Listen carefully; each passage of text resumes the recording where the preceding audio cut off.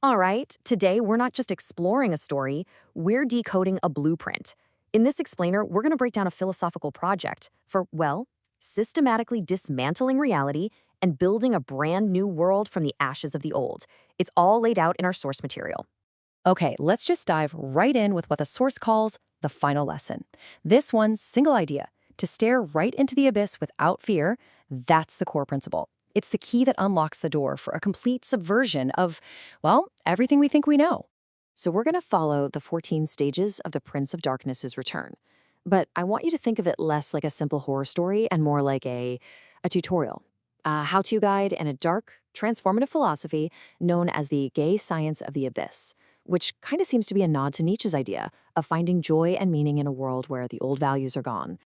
So, first things first, let's get a handle on the core philosophy that's driving this entire project.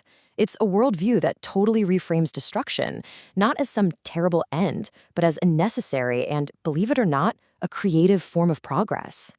The entire project is basically fueled by this one really powerful concept, atavism. It's this belief that our buried, primal, predatory instincts, the ones civilization tells us to push down, are actually the true engine of progress. You have to look backward to make a giant leap forward.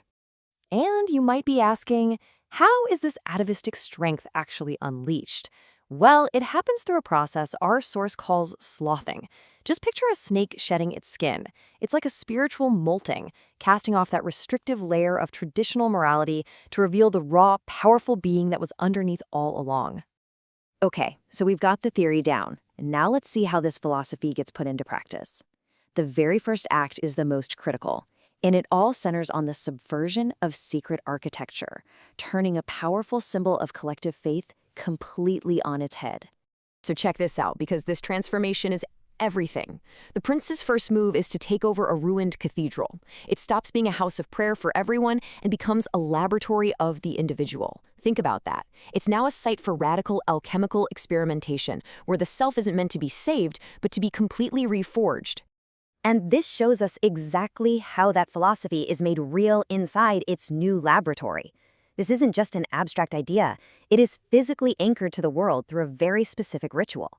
This mixture of holy blood and demonic essence acts as a literal anchor, threading, as the source puts it, the malice of the pit through the very soil. So, with the foundation firmly anchored in place, the architect needs an agent, a voice to spread this new gospel. And this leads to the forging of his number one acolyte. The whole process kicks off with infiltration.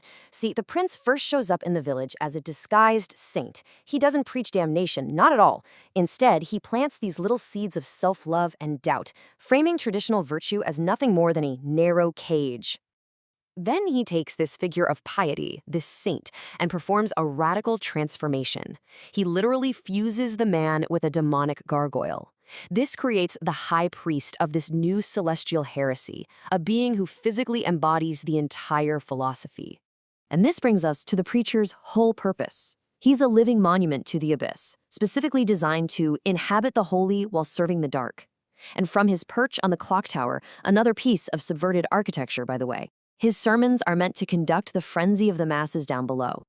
So the project is now expanding its scope. It's moving out from the sacred cathedral and into the profane, everyday world of human commerce, the marketplace bazaar. If you really want to transform a society, you have to first transform the very light they see. And this poses a pretty critical question about our own perception. What if the source of all vision could be re-engineered to literally deconstruct the mind? The answer, it turns out, is the hollow sun. A skeletal ring of scarlet fire erupts in the sky. Now, this is not a sun that gives life. It's a celestial void, a psychic scalpel designed to just peel back the protective skin of the ego and expose the raw truth underneath it all. And the effects of this sun are immediate and profound.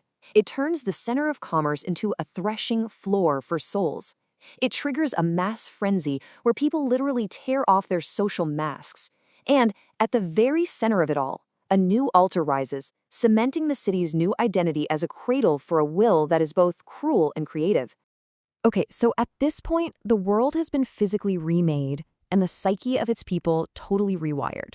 The text declares that the prologue is officially finished. A new era is beginning. This new timeline just redefines history itself. The past is basically dismissed as pious and narrow. The present marks this fundamental shift where the ancient foe is no longer some hidden tempter, but an open master. And all this ushers in a permanent future, the era of the self-guided shadow, where your repressed, shadow self is no longer a follower, but the guide. And what about that first piece of subverted architecture? The cathedral.